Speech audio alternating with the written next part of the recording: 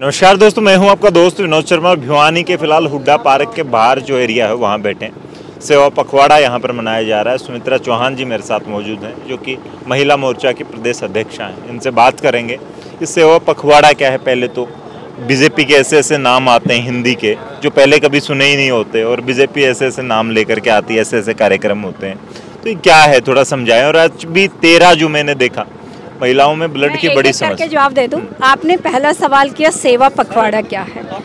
सेवा पखवाड़ा देश के यशस्वी प्रधानमंत्री माननीय नरेंद्र मोदी जी के जन्मोत्सव से लेकर 17 सितंबर से लेकर 2 अक्टूबर तक 15 दिन का एक पखवाड़ा हम मानते हैं। ये जो 15 दिन का सेवा कार्य करने का भारतीय जनता पार्टी ने निर्णय लिया, देश के यशस्वी प्रधानमंत्री और भारतीय जनता पार्टी जो राजनीति है वो सेवा की काम करते हैं। हम राजनीति नहीं करते, हम राज के लिए नहीं करते, सेवा के लिए करते हैं। इसलिए ये सेवा पखवाड़ा कहा गया। इन 15 दिनों के अंदर चाहे वोकल फॉर लोकल था, चाहे हमारा आज ये कैंप था, महिला मोर्चा ने इसमें ये निर्णय लिया था। सभी बहनों ने 2 कार्यक्रमों को हमने पूरे देश में अडॉप्ट किया, हरियाणा में भी 2 को किया। सबसे पहला जो कार्यक्रम था हमने पोषण के तहत आंगनवाड़ी, आदर्श आंगनवाड़ी, जिसमें कि हमारी जो बच्चे आते हैं वो 0 से 6 वर्ष तक के आते हैं। और उसका कार्य महिलाओं ने वो किया था कि जब भी हम आंगनवाड़ी में जाएंगे तो वहाँ पर पानी की व्यवस्था ठीक है, बच्चों का खाना ठीक मिल रहा है, वहाँ पर स्वच्छता है। क्योंकि जब गर्भ में बच्चा आता है, माँ स्वस्थ होगी तो बच्चा स्वस्थ होगा। मोदी जी का एक ही नारा है कि मेरा देश तब स्वस्थ होगा जब महिला स्वस्थ होगी। स्वस्थ महिला स्वस्थ भारत। और हमारे बच्चे स्वस्थ होंगे तो भारत का निर्माण स्वस्थ होगा। और जब भी वो खेलों में जा सकते हैं, वो उद्योगपति बन सकते हैं, वो खिलाड़ी बन सकते हैं, एजुकेशनिस्ट बन सकते हैं। किसी भी फील्ड में जब वो स्वस्थ होंगे तभी हो सकते हैं। हमने 1 सप्ताह तक निरंतर जो बेस्ट आंगनवाड़ी थी, आदर्श आंगनवाड़ियों को 306 मंडलों में 360 आंगनवाड़ीज़ को चुना और उनको सम्मानित किया, जिसमें हमारे विप्लव देव जी, हमारे प्रभारी जी भी फरीदाबाद में आए। फरीदाबाद में 20 मंडल हैं, लेकिन 24 आंगनवाड़ी जो श्रेष्ठ काम करती हैं, उन आंगनवाड़ी की कार्यकर्ताओं को विप्लव देव जी द्वारा सम्मानित भी किया गया। इसी तरीके से एक हमारी कार्यकर्ता ने एक आंगनवाड़ी को अडॉप्ट किया है। और आज जो हमारा कार्यक्रम था 25 तारीख से लेकर माननीय प्रदेश अध्यक्ष जी से चर्चा हुई हमारी, और उसमें निर्णय लिया गया कि 1.5 वर्ष से लगातार अंजलि मिश्रा जी हैं जो संयोजिका है, हम चौधरी ओम प्रकाश धनखड़ जी ने कहा कि जब तक होमोग्लोबिन पूरा नहीं होगा, जो कि हमने एक नारा दिया, हरियाणा महिला मोर्चा का एक ही नारा, HB 13 हो सबका हमारा। जब तक होमोग्लोबिन खून यानी कि सही नहीं होगा तो वो अपने बच्चों की रक्षा सुरक्षा कैसे कर सकती है, पढ़ा कैसे सकती है, अपने परिवार का पालन कैसे। पहले वो अपनी हेल्थ के लिए जागरूक हो। अगर उसका HB कम है तो उसका जो रिक्वायर्ड फूड है, न्यूट्रिशंस है, वो हम दें, मेडिसिन्स दें और उसको जागरूक करें। ये हमने हर एक गांव को नहीं, एक शहर को नहीं, हर महिला तक पहुंचना है। और एक ये हमारा सार्थक प्रयास था कि जिनका भी HB कम होगा उसको हम फॉलोअप करेंगे और निरंतर इस बात के लिए जागरूक करेंगे। सबसे पहले हमारी पदाधिकारियाँ जो भी हैं, हमारी बहनें बैठी हैं, जिला अध्यक्ष है, मंडल अध्यक्ष है, प्रदेश की कार्यकारिणी है, वो एक आंगनवाड़ी को और एक गांव को अडॉप्ट करेंगी। उस गांव में सिविल हॉस्पिटल की मदद लेके, NGOs की लेके, CSR की मदद लेके और डॉक्टर्स बाहर से बुला के हम उनके हेल्थ चेकअप कैंप करवाएंगे। और ख़ास तौर से जो ध्यान देंगे HB 13 के ऊपर देंगे। जैसे हमारे स्कूल्स में है, हमारे कॉलेजेस हैं, गर्ल्स, हमारी बेटियों का जहाँ से निर्माण होना है, वो कल की माताएं बनेंगी, कल की वो राष्ट्र निर्माता बनेंगी। तो हर जगह इसको हमने लेके जाना है और निरंतर ये कार्य जब तक हम करेंगे, जब तक हरियाणा की एक भी महिला का HB 13 से कम हो।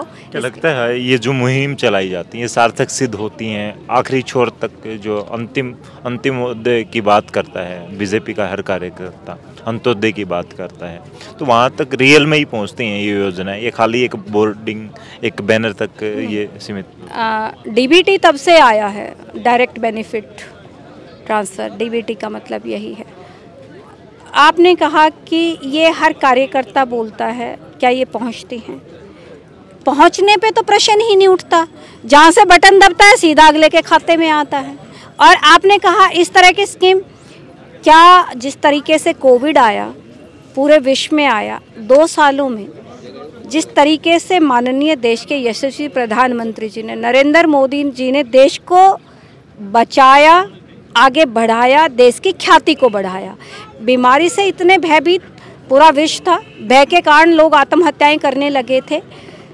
हमने जो किया, वैक्सीन अपने आप बनाई, विदेशों को भी भेजी, जो ख्याति बढ़ी, और इस बात के लिए वचनबद्ध, कटिबद्ध, अंत्योदय की भावना से काम नहीं करते, अंत्योदय को इम्प्लीमेंट किया जाता है, आखिरी व्यक्ति तक डायरेक्ट स्कीम पहुंचती है। और ये एक ऐसा मुद्दा हमने जो उठाया है कि वो स्कीम से रिलेटेड नहीं है, अपने स्वास्थ्य की जानकारी के लिए है। ये महिलाएं क्या करती हैं, जब बेटा है, पति है, भाई है, सबसे पहले खाना उसको खिलाएंगी, फिर ये सोचती हैं अरे अब तो रोटी नहीं बची या सब्जी नहीं बची, चाय पी के या थोड़ा सा लेके सो जाती है, अपने न्यूट्रिशन पे ध्यान नहीं देती। ममतामयी है, करुणामयी है, अपने पति को ध्यान रखती है, बेटे का ध्यान रखती है कि उनको ज़्यादा पढ़ाने के लिए, वो उनका प्यार है, वात्सल्य है, वात्सल्यमयी होती है माँ। उसको जागरूक करने के लिए जितना बच्चे के लिए सेहत जरूरी है, इसके माध्यम से हम ये बताना चाहते हैं, जिस बेटे का हीमोग्लोबिन 13 चाहिए, आपके अंदर भी चाहिए वो, क्योंकि आपने भी अपने परिवार को पालना है, इसलिए इसको जागरूक करने के लिए ये कार्यक्रम है। अच्छा, एक महिला मोर्चा से हैं आप, क्या मानती हैं हरियाणा में महिलाओं की सुरक्षा को लेकर के सरकार कितना काम कर रही है, महिलाएं कितनी सुरक्षित हैं?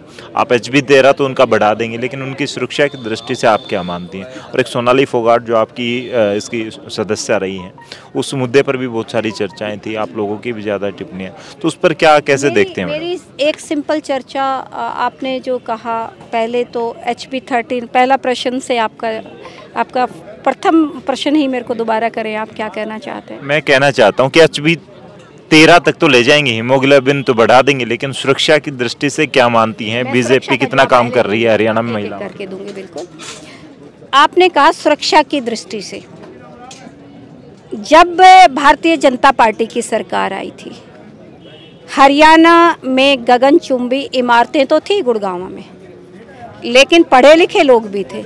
जब हम कहीं अंतर्राष्ट्रीय स्तर पर और राष्ट्रीय स्तर पर बैठते थे, गर्दन झुक जाती थी। हरियाणा में झज्जर जिला जो कि मेल फीमेल रेशो सबसे कम थी, 784 बेटियां 1000 बेटों के पीछे पैदा होती थी, और वो गर्भ में ही मारती जाती थी। मैं सुरक्षा की बात ही कर रही हूँ। और वो मार इसलिए नहीं दी जाती थी कि वो बेटी पैदा क्यों नहीं करना चाहती, वो अज्ञान था, वो सुरक्षा की बात थी कि माँ ये सोचती थी, एक जो करुणा की, वात्सल्य की तस्वीर है, उस काले समाज से इतना डरने लगी थी कि जब मेरी बेटी स्कूल या कॉलेज में जाएगी, क्या वो ठीक ठाक वापस आ जाएगी? और वो हिलोरे मारती चिंता के उसमें जाके, या मैं दहेज दे पाऊँगी, नहीं दे पाऊँगी, क्या मैं शादी कर पाऊँगी, नहीं कर पाऊँगी।